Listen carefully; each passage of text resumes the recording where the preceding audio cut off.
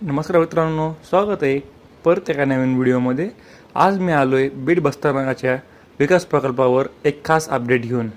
आधी जेव्हा आपण पहिला व्हिडिओ बनवला होता तेव्हा बीड बस्तानाचं काम 40 ते 50% पूर्ण झालं होतं, पण आता जवळपास 70% काम पूर्ण झालं आहे आणि खरंच बीड बस्तानाची ओळखच बदलत चालली आहे।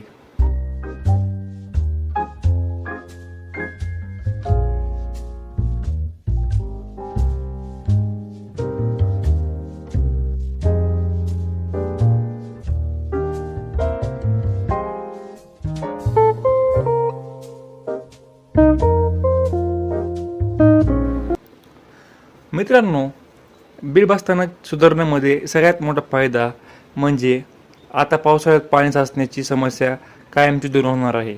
आधी थोडा पाऊस झाला तरी पाणी तुंबायचं आणि प्रवाशांना उभं राहायलाही जागा नव्हती। खूप मोठे खड्डे असायचे, ते मात्र आता नसणार। प्रवाशांचा त्रास कमी होणार।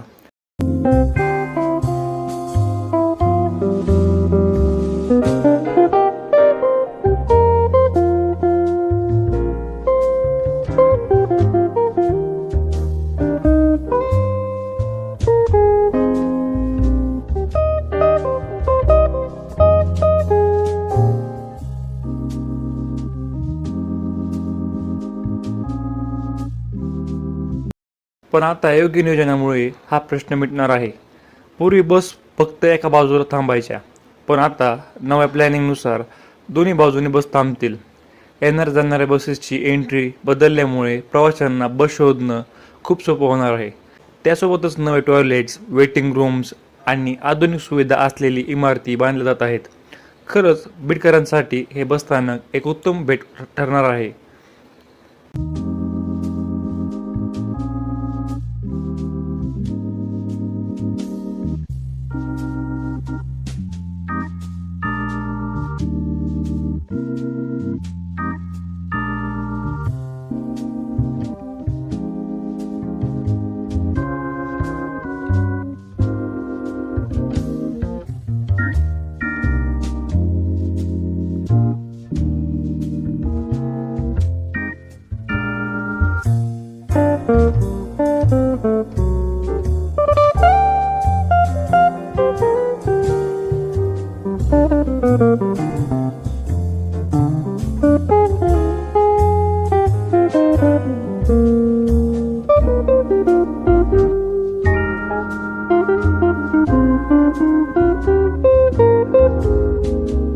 आज सकाळी साधारण 9 वाजता मी इथे शूट करत होतो आणि एक सुंदर दृश्य बघायला मिळालं।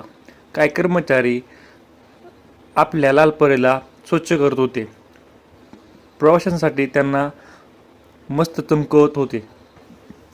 त्यात मला एक खास वाटलं की तिथे महिला कर्मचारी पण स्वच्छतेचं काम करत होत्या।